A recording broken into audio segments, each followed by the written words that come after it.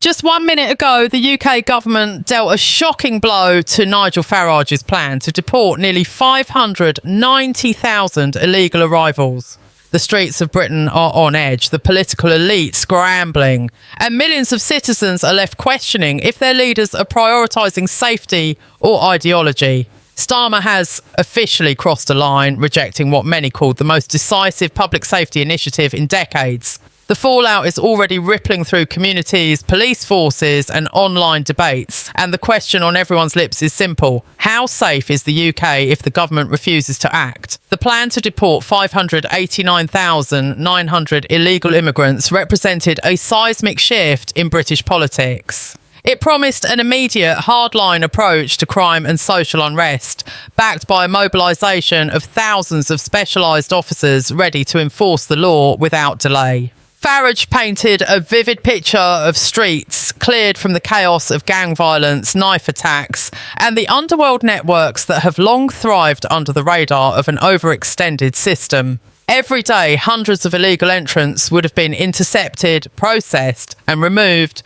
cutting crime rates and dismantling the gangs responsible for the recent machete attacks, home invasions and organised theft.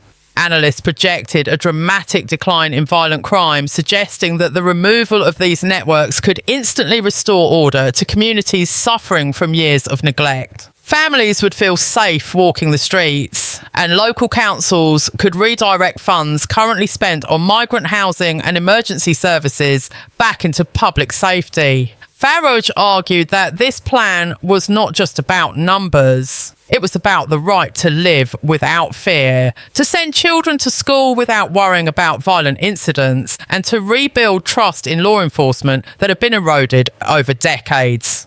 The logistics were daunting but precise. RAF flights prepared for rapid deportation, Royal Navy patrols monitoring coastlines, and intelligence units ready to target repeat offenders. The promise of a 24-hour removal system for serious criminals was unprecedented.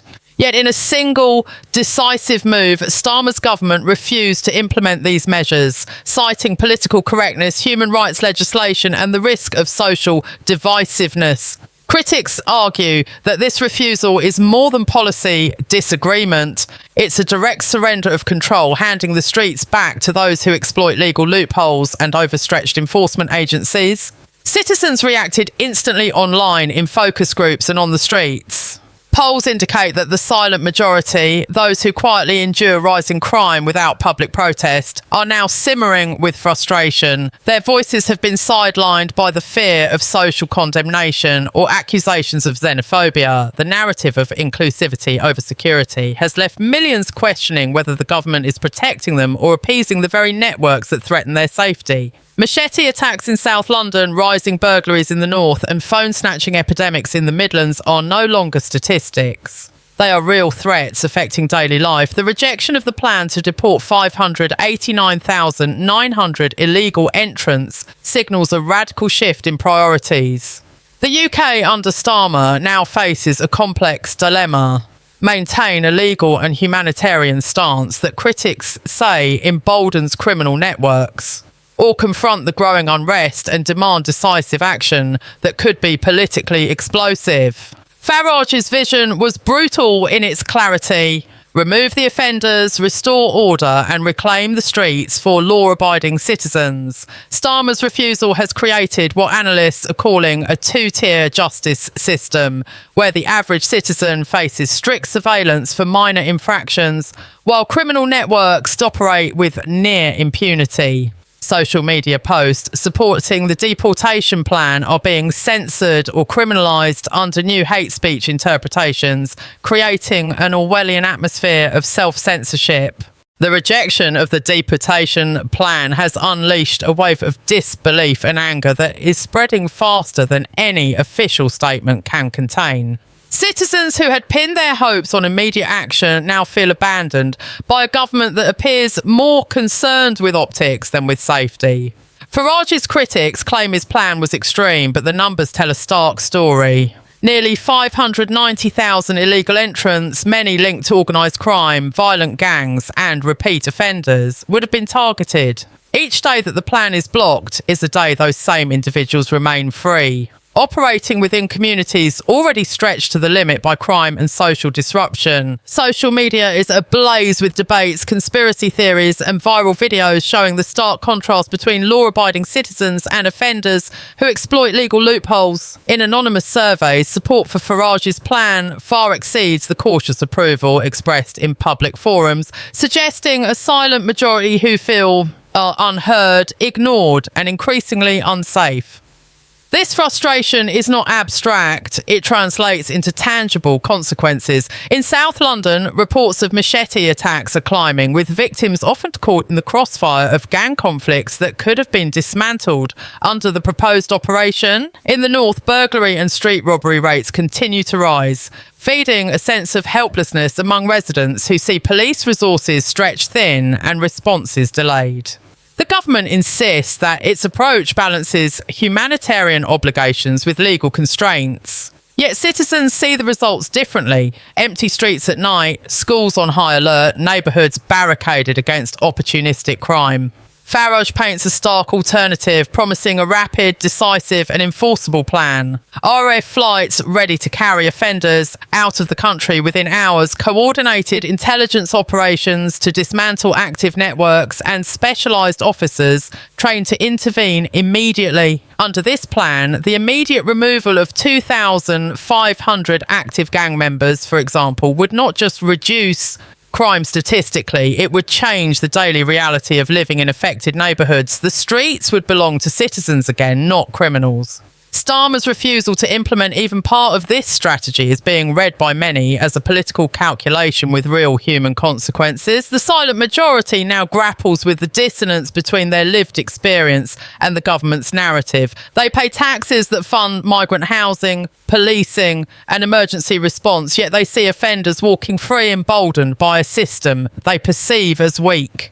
The frustration is compounded by the perception of a two-tiered justice system. Social media users who express support for Farage's approach risk legal consequences under hate speech interpretations, while violent offenders continue to operate with minimal immediate consequence. Police officers themselves are trapped in the middle, tasked with protecting both communities and the state's ideological messaging, resulting in cautious enforcement that frustrates citizens and emboldens criminals. Economically, the impact is severe. Local councils continue to spend millions on housing for arrivals who, according to Farage's plan, should have been deported months ago. Small business owners report rising theft, vandalism and declining foot traffic, turning once thriving neighbourhoods into zones of fear. Insurance premiums for homes and businesses spike, security budgets are stretched, and public confidence in governance erodes. Analysts warn that if the government continues on this path, the UK could see not just an increase in crime, but a systemic breakdown in public trust.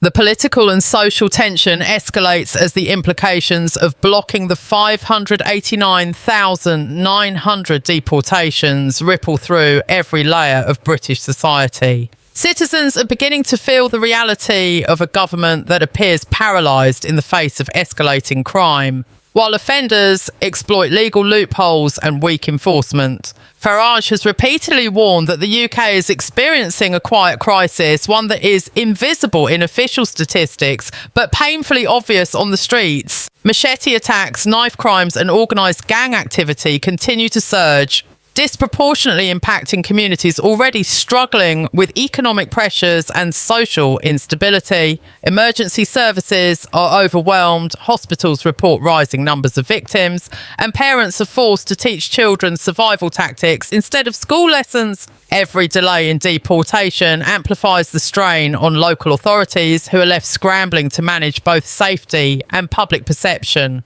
The data Farage presents is unambiguous. The removal of high-risk offenders produces immediate and measurable drops in crime rates. In areas affected by gang violence, projections show that within 6 months, serious knife offences could drop by over a third, while grooming gang networks would see the rapid dismantling of thousands of active operatives. Starmer's government, however, insists that moral, legal and diplomatic concerns justify the decision to halt the deportation plan. The public, meanwhile, watches in frustration as offences continue unchecked.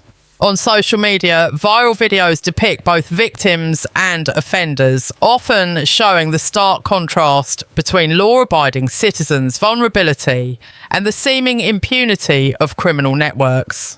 Anonymous surveys reveal overwhelming support for decisive deportation measures, suggesting a silent majority whose opinions are constrained by fear of social stigma or legal reprisal. Citizens report feeling trapped between compliance with the law and the need to protect themselves and their families. Law enforcement officers, already stretched thin, are caught in a delicate balance, enforce the law with restraint to avoid accusations of discrimination or risk public backlash and civil unrest. The result is a police force that appears reactive rather than proactive, emboldening criminals while frustrating communities desperate for action. Economically, the blocked deportation plan continues to weigh heavily. Local councils spend millions daily on housing, welfare and policing for individuals who, according to Farage, should have been deported months ago. Small businesses report rising theft and vandalism. Insurance premiums escalate. And neighbourhoods once considered safe have become zones of fear. The financial strain is tangible, affecting ordinary citizens directly, while public confidence in governance diminishes. Farage frames this as a moral and operational imperative. Remove offenders quickly and the social, economic and safety benefits are immediate. Delay or refusal ensures ongoing harm. On the ground, communities are responding in varied ways. Some citizens are quietly organising neighbourhood watch programmes, increasing private security measures, or avoiding public spaces entirely. Others are channeling frustration into petitions, online campaigns and demonstrations. The silent majority, long overlooked in political discourse, is mobilising subtly but deliberately. Farage emphasises that the stakes are not abstract. Each blocked deportation translates into thousands of potential incidents of violence, theft and exploitation. For victims of crime, the delay represents more than policy. It is a failure of governance with real human consequences. Starmer's refusal has also created a perception of inconsistency and double standards. Social media posts supporting Farage's approach are censored. While violent offenders face minimal immediate repercussions, police officers are caught between following directives that emphasise restraint and witnessing escalating crime, eroding public trust in law enforcement. Analysts warn that the continued inaction may accelerate social unrest, as citizens reach a tipping point where frustration turns into protest or political upheaval. The economic cost is mirrored in the social cost. Neighbourhoods become unsafe, schools operate under heightened alert, and community cohesion frays. Farage frames the solution as surgical and decisive. Deport high-risk offenders, restore law and order, and reclaim control for citizens. Starmer, in contrast, emphasises legality, diplomacy and human rights, arguing that rapid deportation could create international fallout or domestic controversy. The clash between these two visions has created a tangible tension across the country. Citizens are left to navigate a new reality where safety, law and governance appear disconnected.